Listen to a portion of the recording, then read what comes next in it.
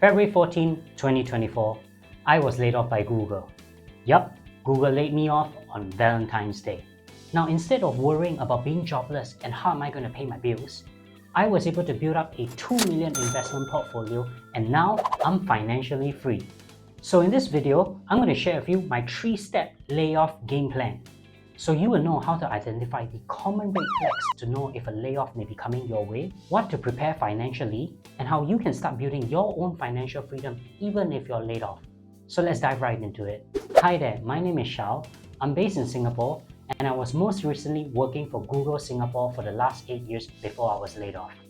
Before that, I started my career working for 2 of the biggest American banks, and after working for both finance and tech, I started to notice that after every 1 to 2 years, even though the economy is doing well, these companies tend to lay off people every now and then. I then realized that regardless of which industry I'm in, layoffs are always going to happen, and it is just part and parcel of working in today's economy.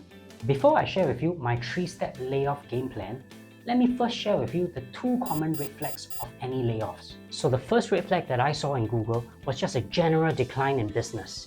Now, let's just take a step back and understand why do companies do layoff in the first place. Companies do layoff when business is going through a slowdown and they need to save costs. And because labor cost is often the biggest cost in most companies, laying people off is the easiest and fastest way to save costs. In my case, I manage a team of salespeople in Google, and we started off doing very well. A lot of companies were growing very fast, they were all coming online, and they were actively using Google products. But over time, as the economy started to slow, I started to notice that my customers were reducing their spending on Google as well. So I went to speak to other sales leaders in other Google offices, and they were experiencing the same slowdown as well. And guess what? Around 6 months later, Google announced its first layoff. So the first sign for you to know if layoffs are coming your way is just to be aware of how your company is doing. Speak to your salespeople, speak to your customers, or just be very alert whenever your boss is sharing business updates of how business used to be really good, but now it's going through a sudden decline. The second red flag that I saw happening in Google was just a wave of drastic cost cutting happening in the company. Now, Google is very well known for its employee perks such as free meals and massages in the office.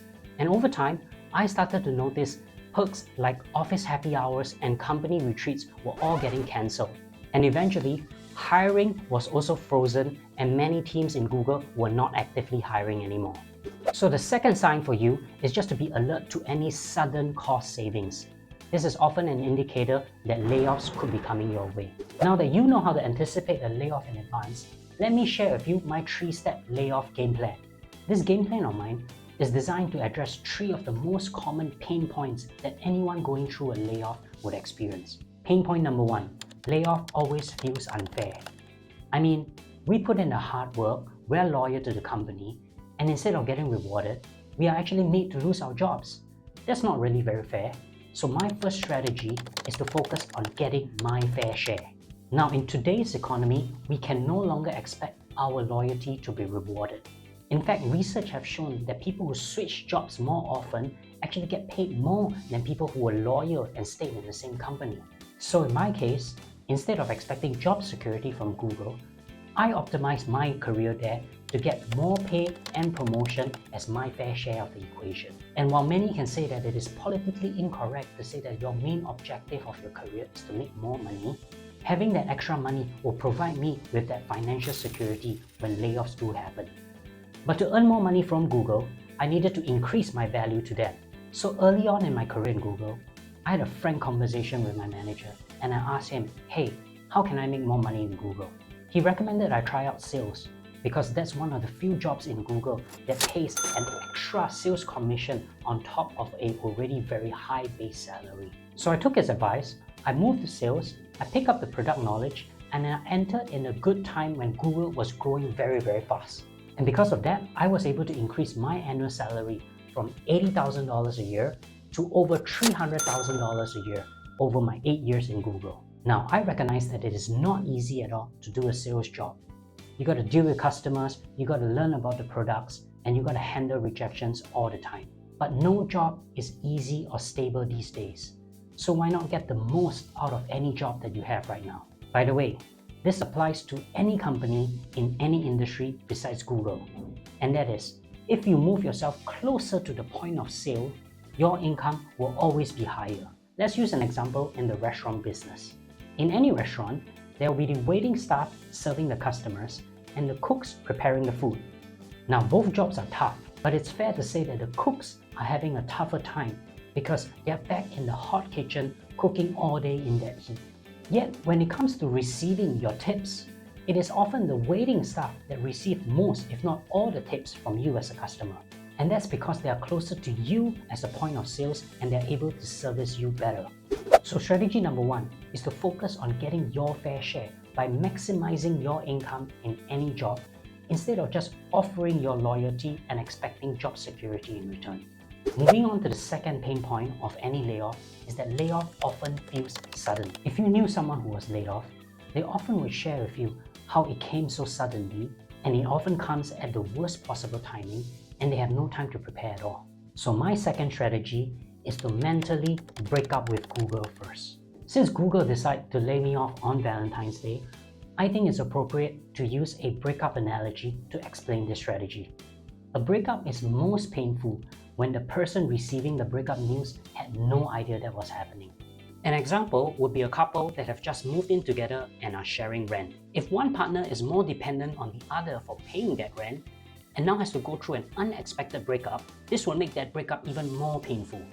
In my case, I was dependent on Google for two things: my healthcare and my source of income. So for healthcare, when I realized that the layoff could very well be coming my way, I did my own research and bought my own private insurance plan.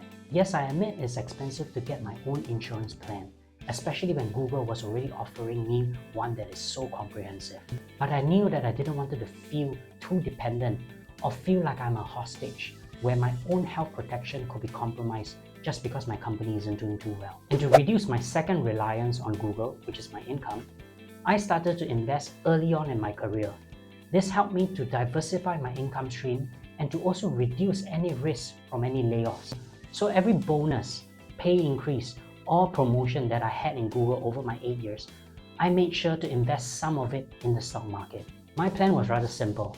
I would just take 50% of whatever I earn and invest it into the S&P 500 index. And for the remaining 45%, I will use it to pay off my bills such as groceries, rent, and taxes. And the remaining 5%, I'll use it for something more exciting like crypto. Here's a chart of the historical return of the S&P 500. Besides the exceptions of a few negative years, most years were actually growing at double digits. And because I started investing early and putting in all those extra income that I got from sales, I was therefore able to build up this 2 million investment portfolio that I shared with you earlier on.